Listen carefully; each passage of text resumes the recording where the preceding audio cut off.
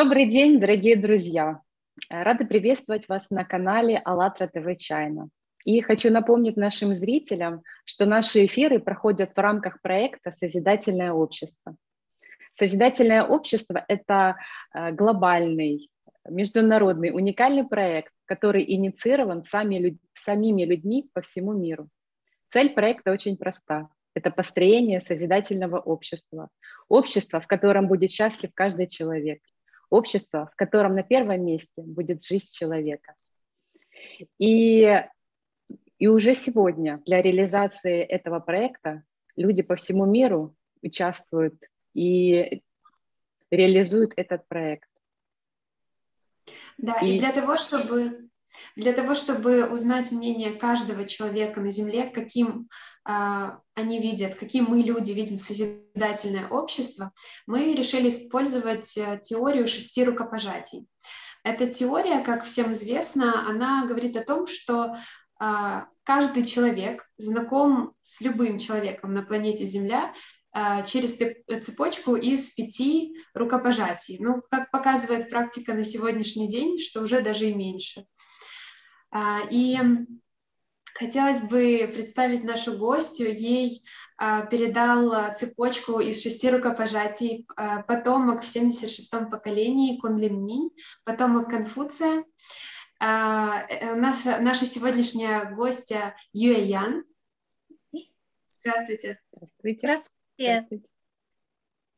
Да, Ян является генеральным секретарем Российско-Китайской ассоциации каллиграфии и живописи.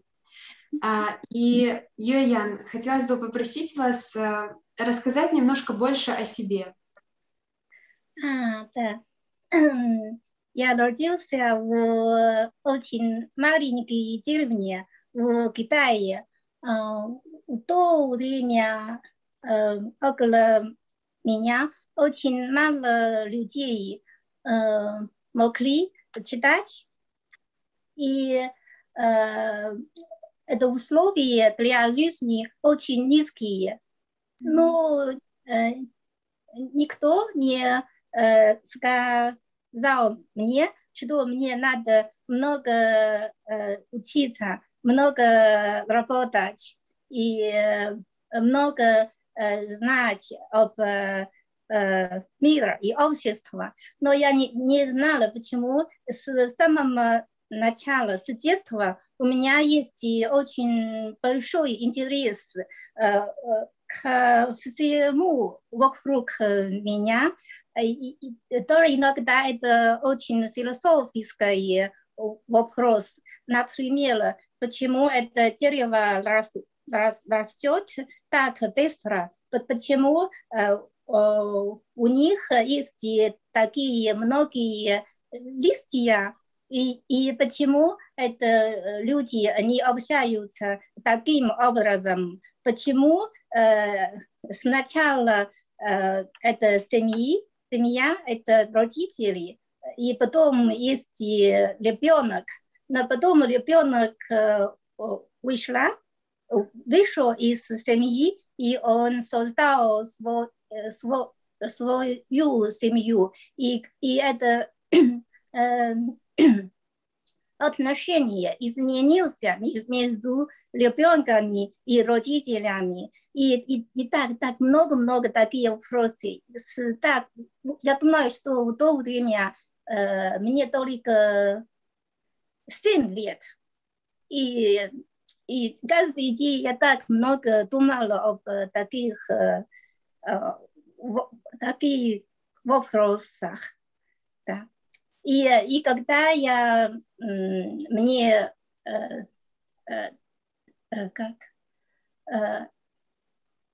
да, 10 You лет... can tell in English. Yes. Like. Then, извините. Then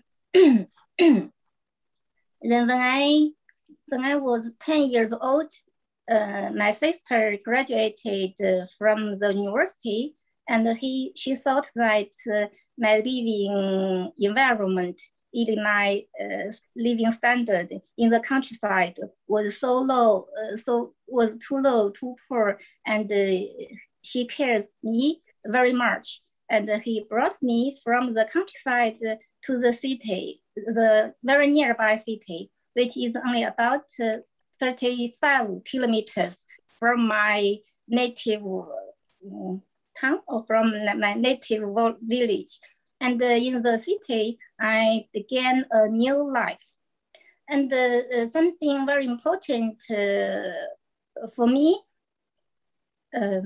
is the first very important event in my life. That is when I was 20, I got a letter from a university. It's that means I can enter the I could enter the university without attending the examination. At that time, it was a great honor, a great privilege for the senior middle school students. And besides, I want to provide more information about me. When I was 18 years old, my health was very poor and I was forced to quit school.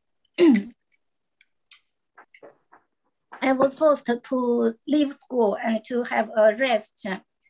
It's almost for 1 year. And after I came back to school, I think that's the end of my academic life. For the rest of my life, I can never study anymore. Because, you know, I left the school, I quit the school because I have a great problem with my head, a serious headache. When I started reading books or watching TV or reading newspaper, only for 5 minutes, I felt very serious headache, and I cannot continue anymore. Then after 1 year's rest, I don't think I'm much better. I don't think I'm fully recovered, but still I should complete or I should finish my middle school education. So I went back to the school and I felt very disappointed. But anyway, my sister told me that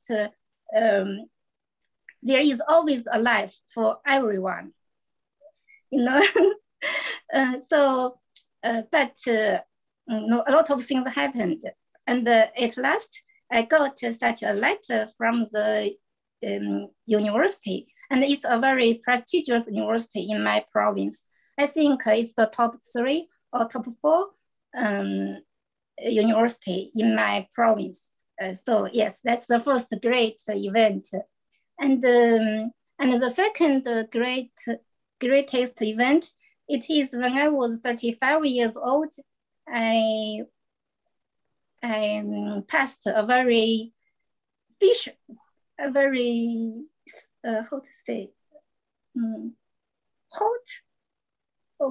great competition. That is a test organized by the Confucius Institute. I think, yes, and I passed the exam with a very high score, and I got a chance to work in the Kiev University as a Chinese language teacher. At that time, it was a really very great honor because, you know, at that year, there were only, if I was right, there was only 238 teaching positions offered or provided by Confucius Institute all over the world.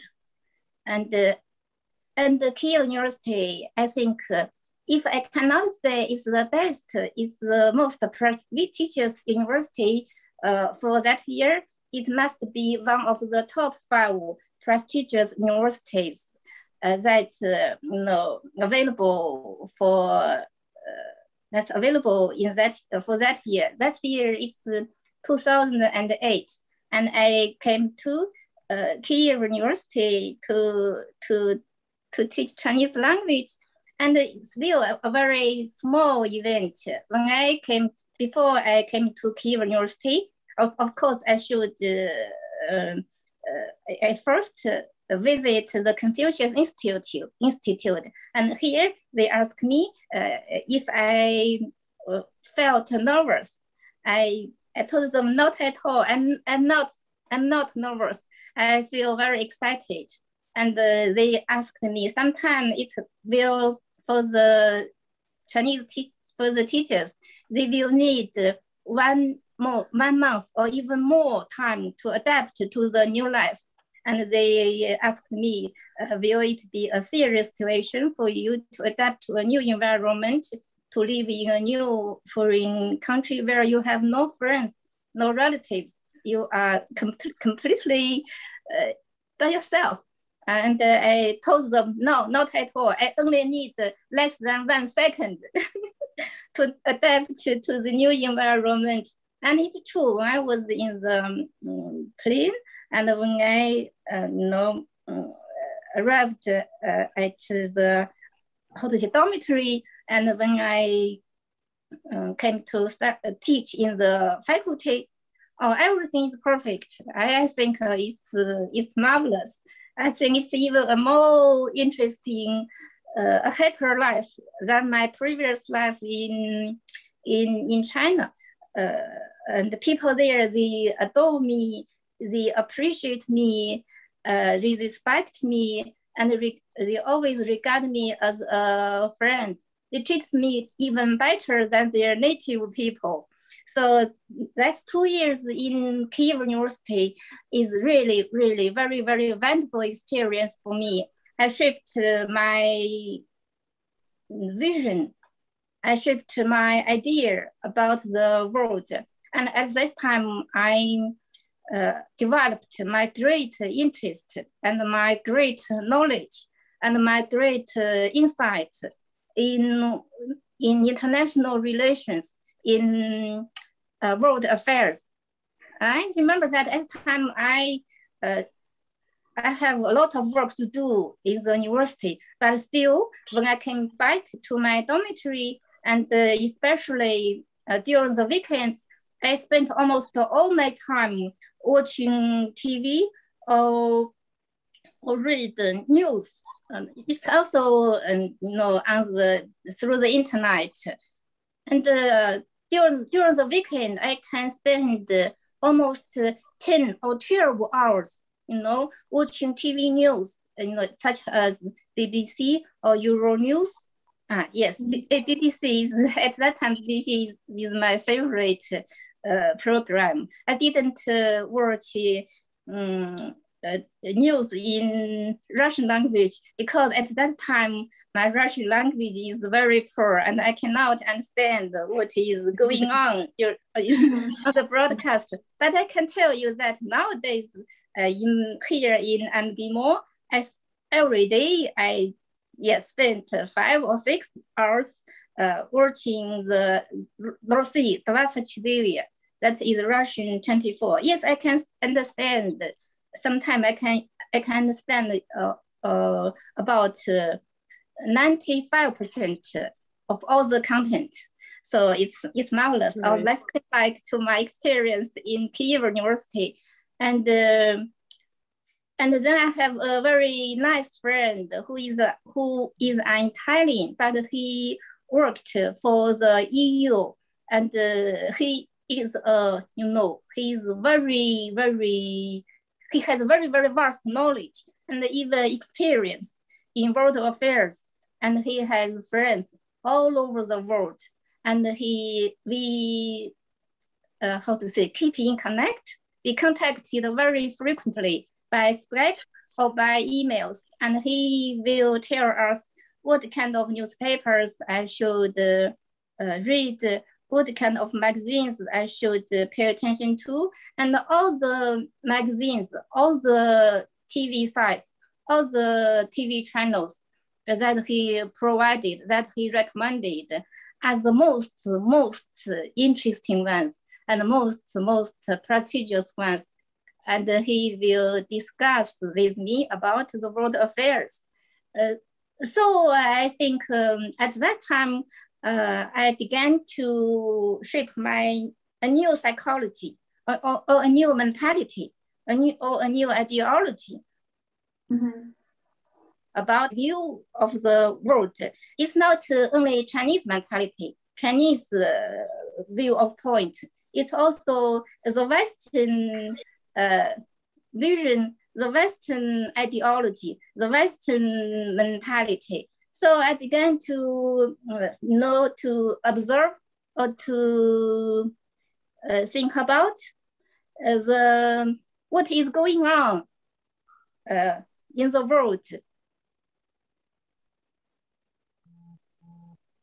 Very interesting. Or psychologists. Yeah, it's very interesting. So at that time, I understand that the peace for the world is possible. There is conflict. There are conflict. There are wars. But it's because people, they do not understand each other. They only know themselves. They don't know what is really going on in the other parts of the world, especially when these different parts, they have different cultures, they have different history, and they have very little contact or connection or communication in the past. So you think you are doing something good or you are doing something from an innocent heart, but for the others, you are doing something very, very cannot be understood.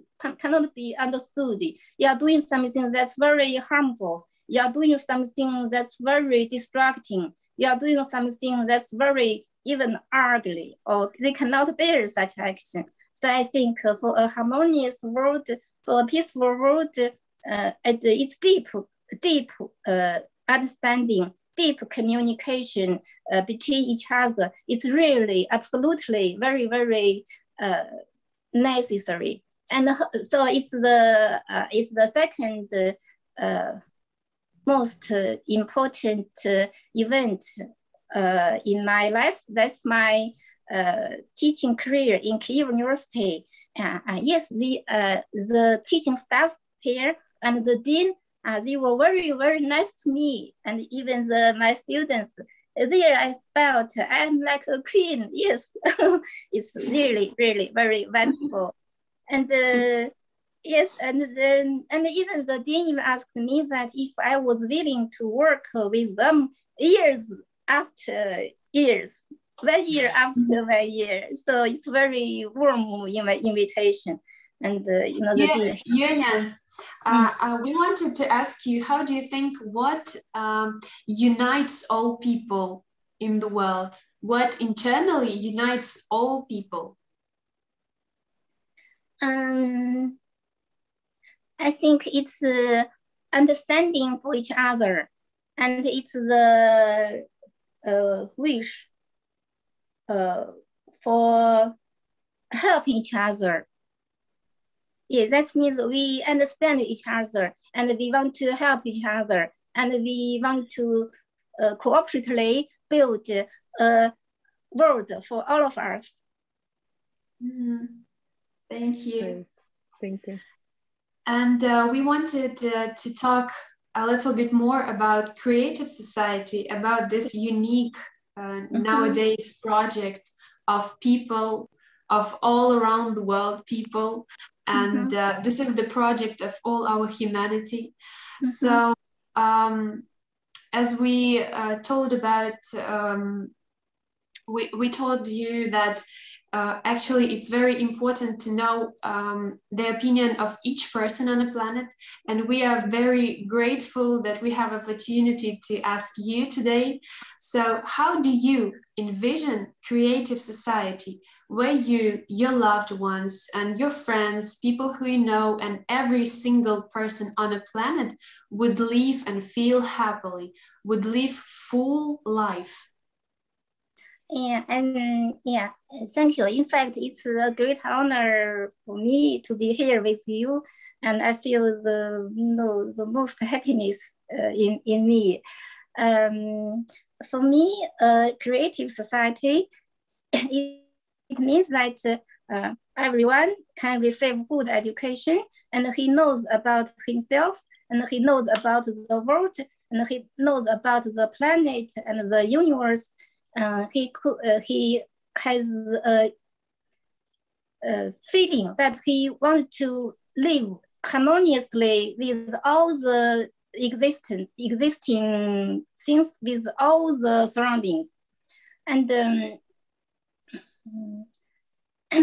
to to build such a society, I think everyone has the freedom to live according to his own will. That is a free life, a life with freedom. But at the same time, the world should be in order. That means a free life for all, but there is a good order for the society. And everyone, he has his own wish. He has own his desire. He has own his destiny. He has his own aim in life. And we must make sure that his aim, his ambition, or his objectives in life are harmonious one with the others. Then if people can set such an ambition or such an aim or such an objective in his life, and so still he needs to find the way out to make his dreams true. And the society or the people around us should encourage or help him to find the way to make his dreams true. And I think we do not only on creating something, building something, and providing something for the others, for the society. That is more important. As for me, I think to give is much more satisfactory than accepting.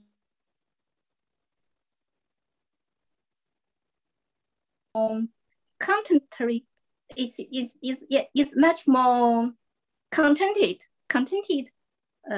Is much more satisfactory. I'm sorry, it seems we have internet problems right now. Could you please repeat? Because we lost you for a while. Yeah. Repeat what I have said just now. Yeah, just few last sentences, please. So understand. So for a creative society, that means people can lead according to his will, and he can work according to his will. But we make sure that his will is harmonious with the others, is harmonious with the world, and is harmonious with the universe. And for each individual, he should have his own ambition and his own aim and his own objective. And for the rest of us, we should try our best to provide every opportunity to make sure that he can make his dream true. In such a case, people, they have their own will, and they can have ways, they can find ways out to make them to make their dreams true. Then it's a harmonious society. Everyone can live happily. And it's also, I think, the task for the SME, mass media. So we should always try to broadcast or spread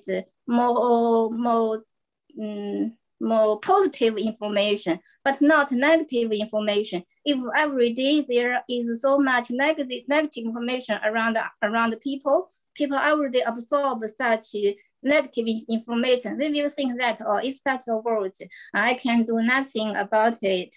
Oh, my life is just like this. And perhaps they will follow the idea to do something very negative, to spread the negative, atmosphere or what elements. So that's my view. Thank you. You answered to all our questions. It's just free talk. Perhaps my idea are not correct. I'm not so perfect, but I speak my heart. I speak with enthusiasm, and I speak with spirit. My soul.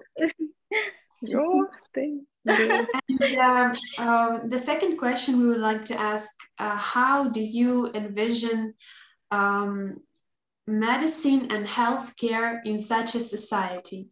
Should it be free for everyone? Should every person have access?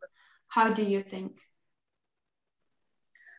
It's a very hard question. And it's a very serious problem for the society and for every else. As I understood, it's a hot issue nowadays in China, and it's a hot issue nowadays in America. Every leader should, spare no efforts to deal with such a great problem. And in Russia, of course, it's also a serious problem. Of course, everyone wants to have free medical care, wants to have free access to the medical treatment. But in such a case, it will be a great problem for the government. Of course, I understand that sometimes the leaders, they should, the government, they should consider about the people's opinion, the opinion role, because it means the people will support or will not support the leader or the government. But still, I think people should by themselves try their best to make them healthier and stronger. And as I have told you that when I was young, I had very serious problems with my head, a serious headache, that I cannot continue my study, that I have to quit school. And at that time, I was very fat. I think I'm not high, but at that time, 3 kilograms. It's very fat, very big. But nowadays, I'm only 45 kilograms. I'm very perfect, not perfect, but it's a very good figure. And I have a better and better health. And I don't make this happen by asking help from the government or free medical care or free medical treatment. I just spent a lot of time doing exercises, and I found numerous information through the internet, and even asking information from the friends, from the doctors. And so I have enough information or knowledge about how to keeping me fit or healthy. Or I have made proper exercises or do sport activities. Of course, it's a hard way to do all of this, especially when sometimes you feel great pain to do some, exercises, especially, I like dancing and so things. So I think people should firstly try their best to change their lifestyles and to make themselves fit and healthy. But on the other hand, of course, it's not a matter for individuals. It's really a great issue for the government. So the government, on the other hand, should provide a very efficiency system for such a great issue. I think a good medical system, it cannot just mean that people can have treatment or medicine or medical care or medical treatment freely. It's not such a simple issue. That means the government and the different departments, they should work effectively. They should work cooperatively. They should make the system very, very effective, very, very efficient. It's in good function. In such a way, people or individuals or the government, they can spend the least money and the least efforts, and people, they can have the best treatment. So in one word or in summary, for individuals, they should at first try their best to keep themselves healthy and fit. And for the government, it's not just an issue to provide free medical care or free medical treatment. It's more of an issue how to make the system work or function more effectively, more efficiently. That's my idea about the medical care or medical treatment of free. Thank you. I'm not sure it's right. It's right or not. I'm right or not. Yeah. It's my opinion. And also we want to ask you, you as a teacher, how do you think, how should education function in a creative society? Should it be free and common for everyone? Yeah, it's also, I think it's perhaps the one of the most fundamental or one of the most basic or one of the most essential problems for each society throughout the history, especially education for the kids, education for the young people, kindlings.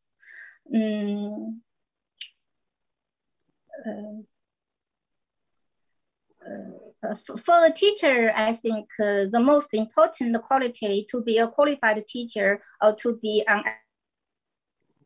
is with love.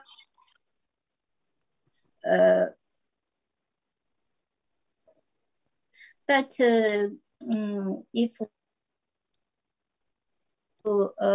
free, for me, it's absolutely true. Sorry, we lost you for a while. The young one. The kids, they absolutely need access to education. But if their families to provide such education, of course, citizens of this society have the responsibility, have the duties to provide such an opportunity so that everyone, especially children from to the education.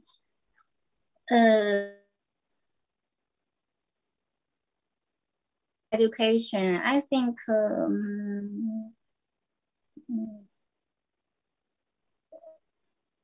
it should be the elementary education, and the children should be provided the most basic instruments to study. But if the families, they are financially sufficient to provide their children their choice to accept to receive free normal schools or the we lost you for a while.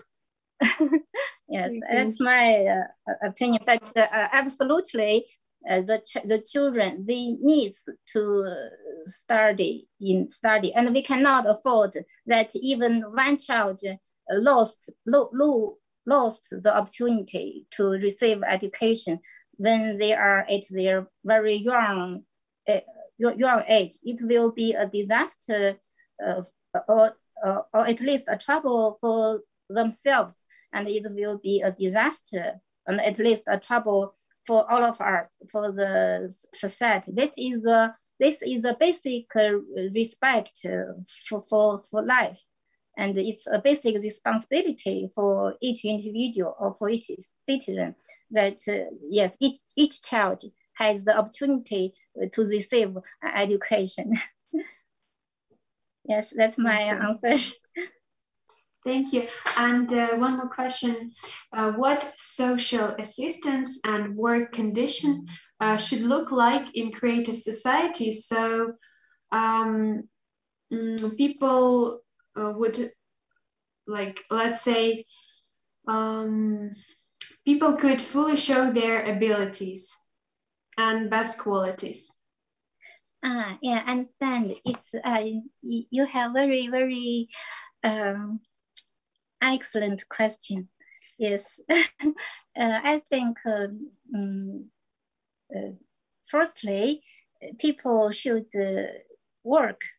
should choose the work opportunities according to their views, according to their interests, according to their needs, according to their educational background.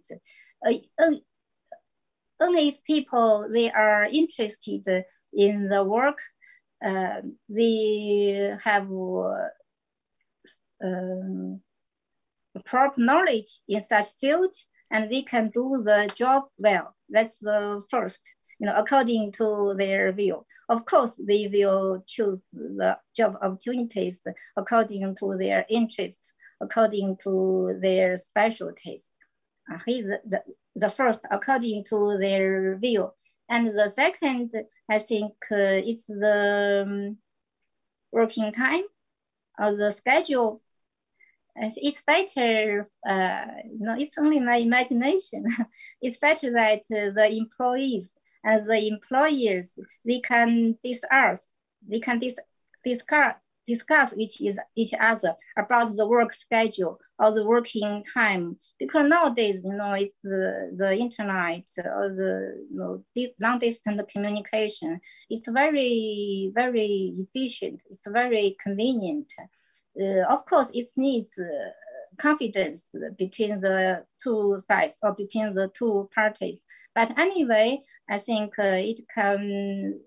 It's not bad for the society to form a new set of working times.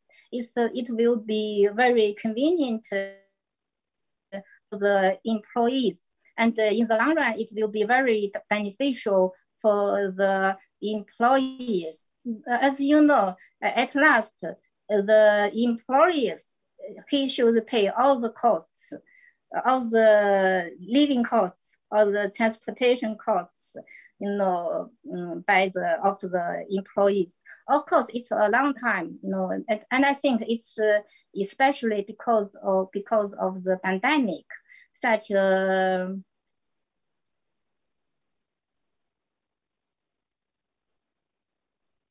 being. And the third one is, I think nowadays it's very popular in China, but I'm not quite sure about in Russia. If I am right, in Russia it's not very popular, or it's not informed. As for if there is a trend, I'm not sure. In China, there is a new, there is a new way of thinking about the relationship between the employees and the employers. In the past, it's I hire you and you work for me and I give you the salary, that's all. But at the present time in China, it's not employer and the employee. It's the relationship of co-partners. It's partnership. It's the firm, the business, the enterprise. It's our common goal. It's our common career. And we are all the owners. We are all doing something for its future. And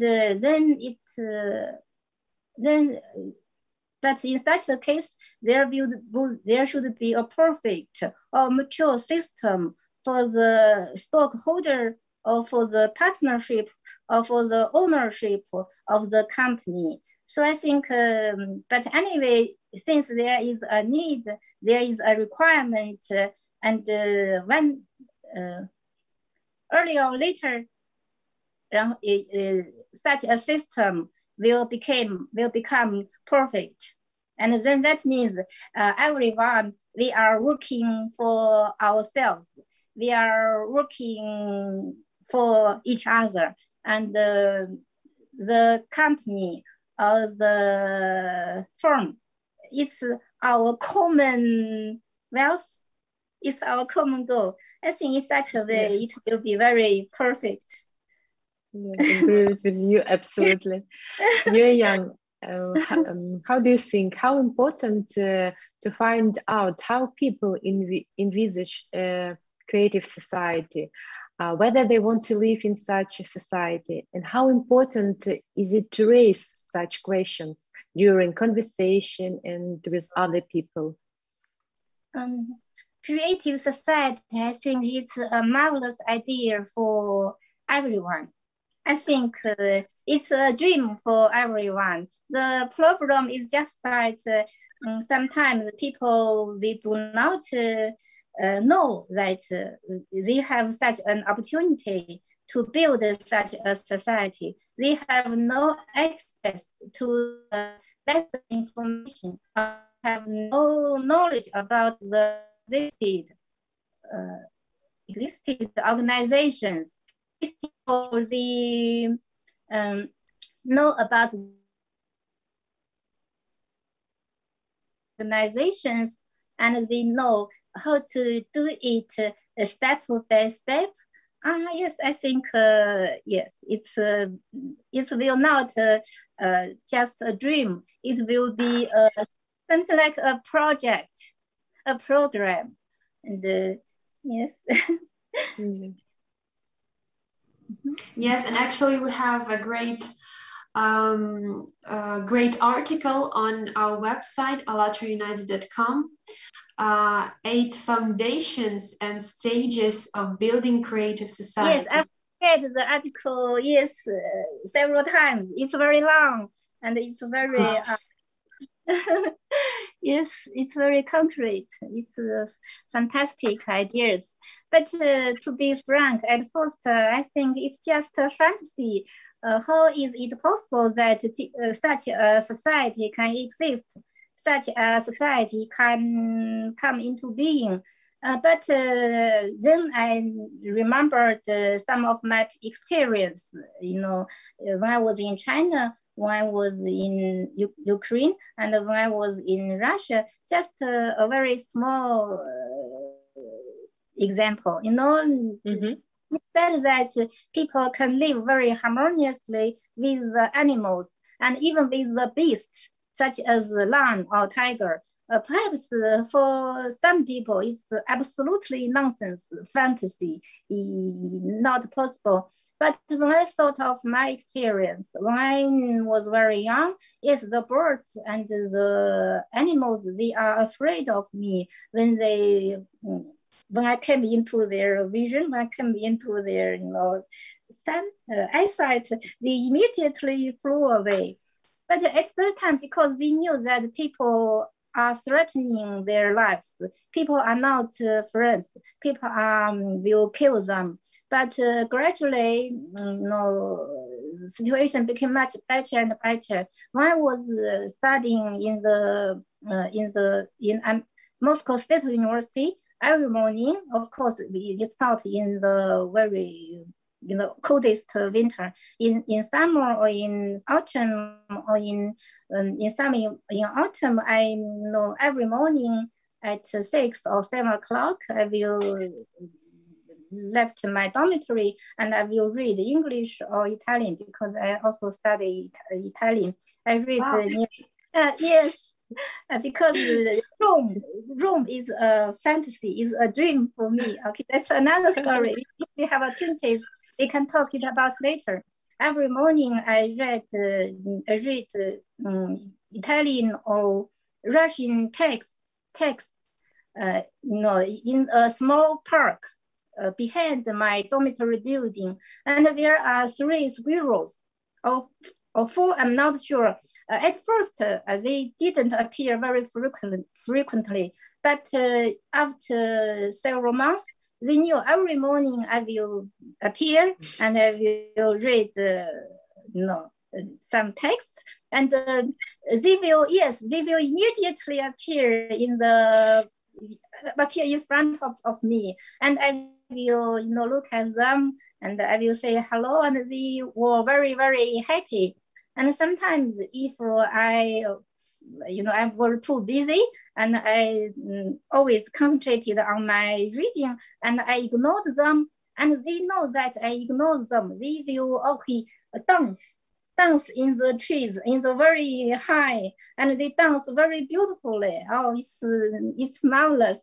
They did so just in order to attract my attention. Then I will look at them, and they danced even more happily. So according to my experience, people do not believe in something just because they don't have experience or they don't have knowledge in such a concept or in such an idea. So for us, or for such an ideology, or for such a concept, we just need to make more people know about this, to understand this. And of course, still we need a mechanism, we need a system, and how to cooperate, how to mix in all these elements. It's a very, very, very serious science. Yeah, it's a science. Yes, that's. And if the idea of creative society is close to you, how do you think what we people all together can do in order, like what is necessary to do in order to inform all people around the world, and what is, in your point of view, what is the most fastest way to do this?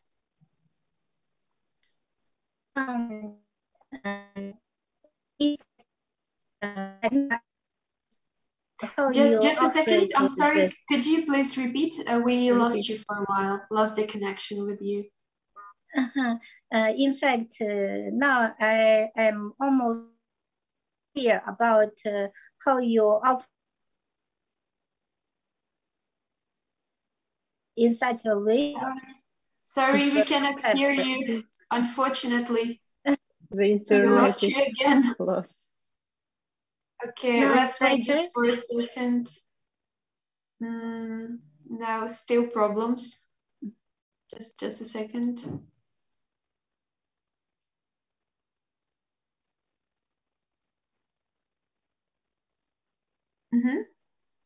You can. You can hear. Yeah. No, yes. In fact, it's clear about how you operate the program. It's a fantastic idea in such a way that the idea about the creative society can be spread to more and more people, and because every people who will accept or who will be interviewed, for me, of course, I will read very carefully about the information provided by the website. I think the other people, they will do the same thing, and people then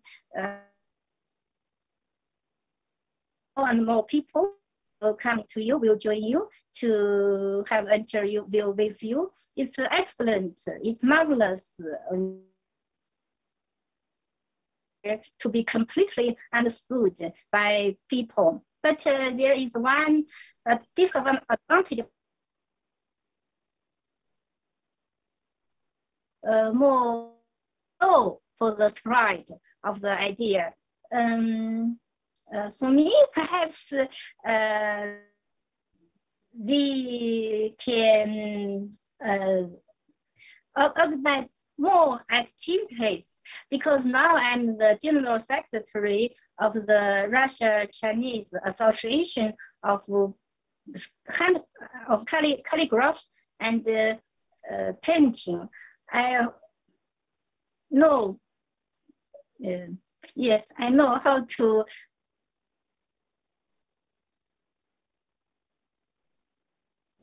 for your organization, perhaps, yes, you can organize more activities. Of course, the conference or interviews still can be the basic instruments. And still, you know, there are great figures in different fields. If you can make more connections with them, or connections in more fields with them. And so in such a way, you can help each other. You can support each other. That also not will be bad. And still, for me, if one day I will be an influential figure in the society, of course, I will try to, spread such ideas around the people, not only around the people with me, but also, you know, in different kinds of medias, in different circles. I think, yes, it's marvelous. Career or aspect of my life. So in summary, it's a conference, it's interview, and in the second, it's more activities in more fields, and the third, more connections with people in different fields. Yes. Thank you so much. Yuyan, we would like to ask you, whom would you like to invite for the next broadcast? Maybe your colleague, maybe your friend, a person, the life experience, life understandings very similar to you, and you would like to know his or her own idea about creative society, how this person envision it. Whom would you like to invite? I have several candidates in my mind. I have, but I did, because you didn't, inform me such news or information. So I cannot just tell them that they will be interviewed who have very similar opinions with me, and who also have a wishful heart, for a better world, and they are ready to do something by themselves to make the world better. Yes, I have a lot of friends, and at the moment I have one man. It's my friend who is also a student in this university. But now she's in China. I'm not sure she will have time. Great. Or it will be proper for her to have such an appointment or interview with you. But anyway, I will find someone who is very interested in your project and who has similar ambitions or idea of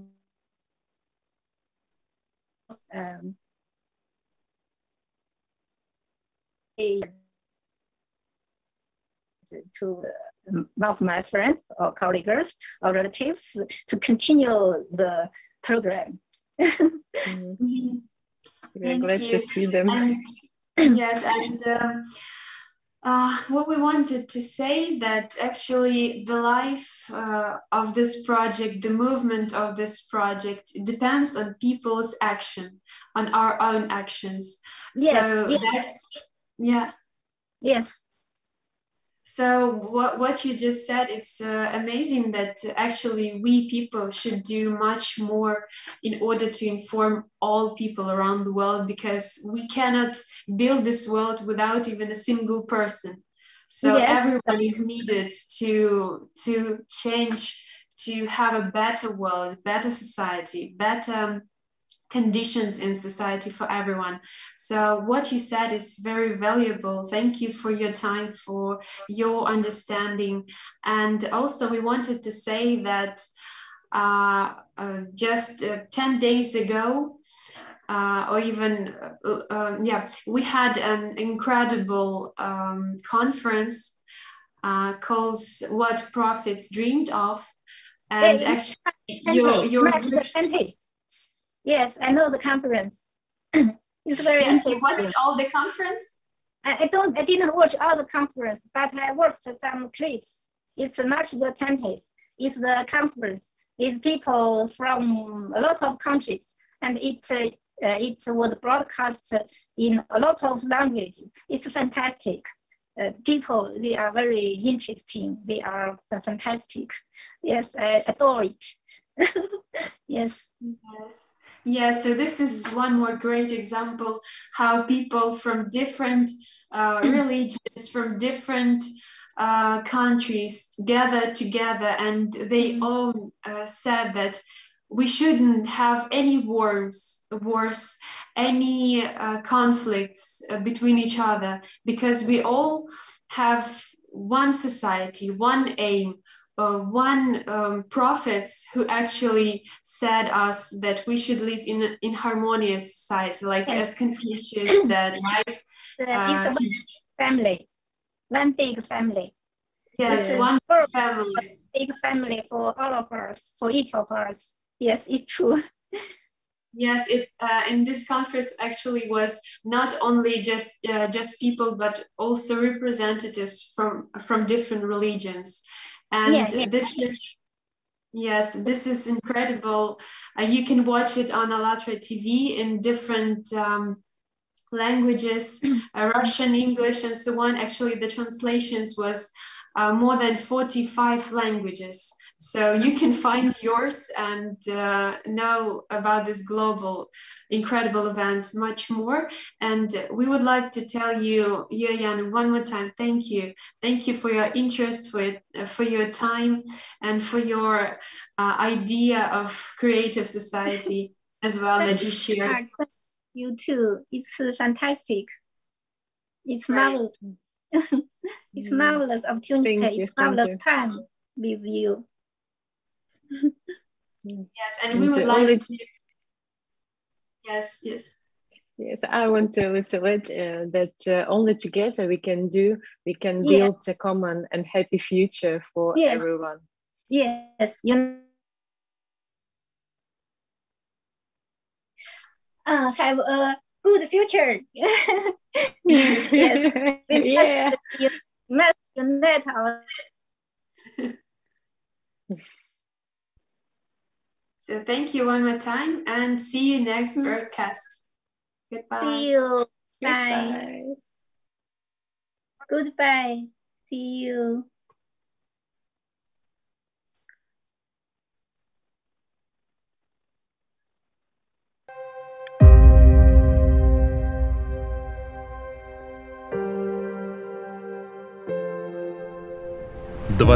Марта 2021 года произошло знаковое событие. Впервые в истории прошла конференция, на которой люди со всего мира, представители разных религий и национальностей, озвучили правду, что Бог един, а все разделения нашего человечества созданы искусственно.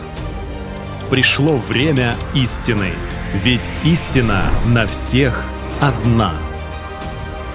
Международная конференция «Созидательное общество. О чем мечтали пророки». Более 45 языков синхронного перевода, почти 9 часов прямого эфира, тысячи платформ и онлайн-трансляций. Сами люди сделали это возможным.